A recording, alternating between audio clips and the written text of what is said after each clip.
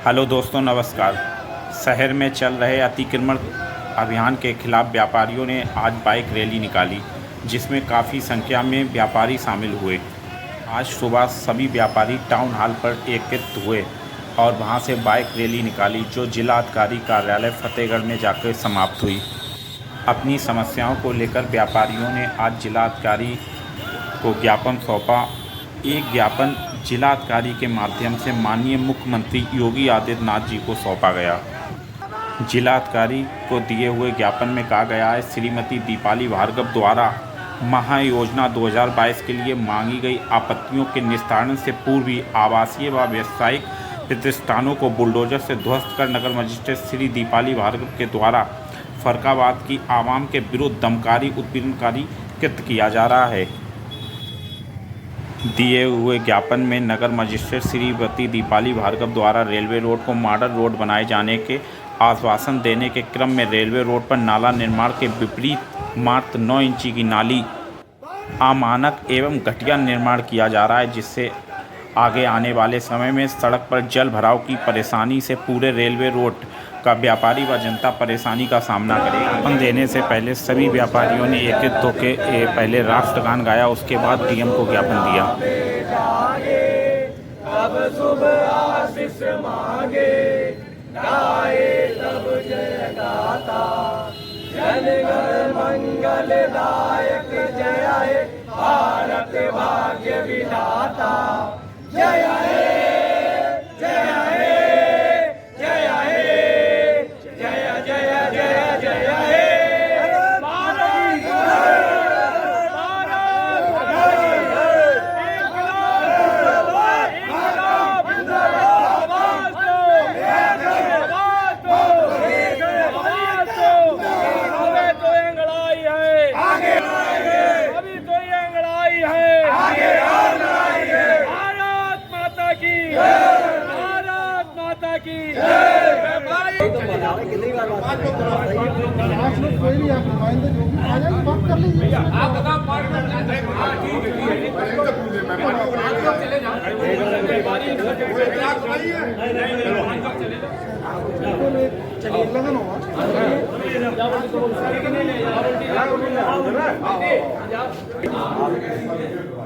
माननीय मुख्यमंत्री जी को संबोधित करें एक श्रीमान जिस पर मुझे 5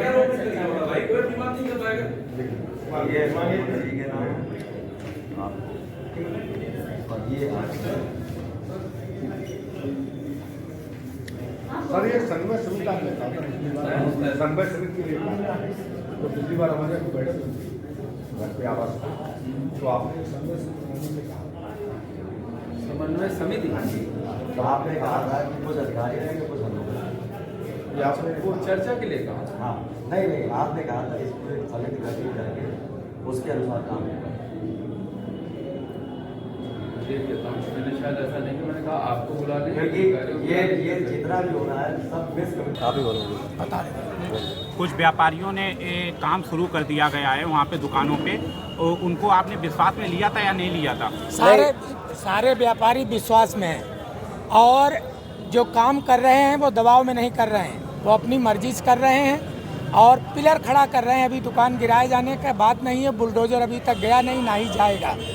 हम लोग इस बात के लिए वचनबद्ध हैं, अगर रेलवे रोड को मॉडल रोड बनाए बगैर बुलडोजर चलता है तो पुरजोर विरोध किया जाएगा। कल की अपेक्षा आज आपका संख्या बल कुछ कम है, इस पे क्या कहना चाहते हैं? हम संख्या बल पे ध्यान नहीं दिया करते, हमें इतना मालूम है कि ये आज का प्रोग्राम मेरा सांकेतिक था। मुझे माननीय मुख्यमंत्री को संबोधित ज्ञापन देना था, चुनिंदा लोगों को इकट्ठा किया गया तो वो ज्ञापन दे दिया गया।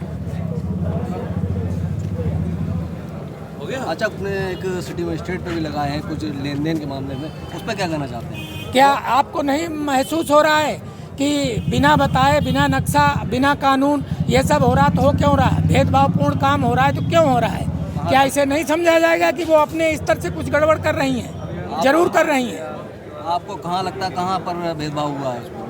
कई जगह हुआ है, आप इस चीज़ को देखिए। आप तो लोकतंत्र का चौथा स्तंभ है, कई जगह छोड़ दी गई। उनकी रिश्तेदारी है, या कोई और उनके लिंक है, उनको छुआ तक नहीं गया। यही तो लड़ाई है। इलेक्ट्रॉनिक मीडिया हमेशा संग रही है, उन्हें सब जानकारी। आपका जो व्यापार मंडल है, आपके साथ जो लोग हैं वो लगातार मीडिया को टारगेट कर रहे हैं, मीडिया को आप शब्द कह रहे हैं, इस पर क्या कहना है? हमारा मीडिया से कोई मतभेद नहीं है। आपके साथ के लोग मीडिया को टारगेट कर रहे हैं। मेरी बात सुनिए, मेरी बात सुनिए, नाम बताइए, मेरी बात सुनिए। व्यक्ति जिसने कहा आपसे। मैं कुछ निवेदन करूंगा। बाहर का व्यक्ति ऐसा हो जो हमारे संगठन में के बाहर का व्यक्ति है, वो इस तरीके से टारगेट हमने कर रहा आज हो। तक मीडिया को कभी नहीं कहा, मीडिया हमारा साथ देती है। हमारे साथी जितने भी हैं शांतिपूर्ण और अपनी जो तार्किक बात है, जो हम लोगों का संविधान कहता है, जो हमारा कानून कहता है, उसके तहत हम लोग काम कर रहे हैं। हमारा न मीडिया से विरोध है, न किसी पर्सनल अधिकारी से विरोध है। हमारा जो व्यवस्था चल रही है, जो गलत व्यवस्थाएं पैदा की गई हैं, हमारा विरोध सिर्फ उनसे है। अगर आप खुद अंदाज लगाइए कि अगर ऑफिसर्स कॉलोनी में खुदा हुआ पड़ा होता तो कितने दिन तक ये लोग इस तरीके से रखते, जिस तरीके से हम लोग पिछले 3 महीने से झेल रहे हैं। हम लोग कुछ गलत नहीं कह रहे हैं। आप अपने यहाँ की जगह खुदवा दो, ऑफिसर्स कॉलोनी खुदवा दो और देखें उसमें कहाँ बजट आड़े आता है और कहाँ व्यवस्थाएं आड़ी आती हैं। अगर धन की बात हम करते हैं, कहते फंड नहीं है, लेकिन जब छोटे मोटे आयोजन होते हैं उनको इतने भव्य तरीके से बनाया जाता है, वो चाहे अधिकारी हो चाहे नेता हो, उनके लिए कहाँ से धन आवंटित हो जाता है। अगर ऑफिसर्स कॉलोनी या किसी विधायक के घर के बाहर इतने दिन खुदा हुआ होता या नगर पालिका अध्यक्ष के घर के बाहर खुदा हुआ होता तो क्या 4 महीने तक ऐसे ही पड़ा रहता? आज आप हम लोगों से ये सवाल पूछ रहे हैं, किसी भी दिन आप 8 बजे चले जाना रेलवे रोड की हालत, और रेलवे रोड ही नहीं, उससे जुड़ी जितनी लिंक गलियां थी, आप चाहे नुनाही में चले जाइए, सुबह नुनाही में इतना लंबा जाम था और उसमें बच्चे फंसे हुए थे स्कूल के। जब आप एक सड़क को सही नहीं करवा पाए, उसमें ही आप फंड का रोना रो रहे हैं, तो सब सड़कें क्यों बर्बाद कर रहे हैं? भाई एक आप सही कर लीजिए। आपका कहीं भी फंड सिर्फ जब जनता अपने कुछ अधिकार मांगती है, और वो भी आज़ादी के 70 साल बाद, हम अभी उन्हीं चीज़ों पे अटके हुए हैं। किन चीज़ों पे? बिजली, पानी, सड़क, यही आप हमें नहीं दे पा रहे हो। अभी जिलाधिकारी महोदय से आपकी वार्तालाप हुई है, तो क्या आश्वासन मिला? वार्तालाप कई चरणों में हो चुकी है और हर बार वो अपनी बातों से मुकर रहे हैं। पिछली बार भी कम से कम 2 घंटे बात हुई थी उनसे।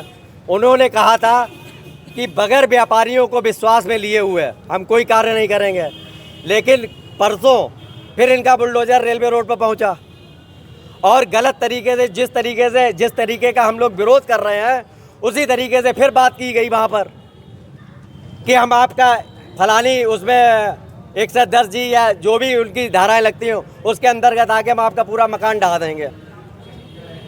ये अभी तक यही आदमी को नहीं समझा पाए हैं कि हम कर क्या रहे हैं।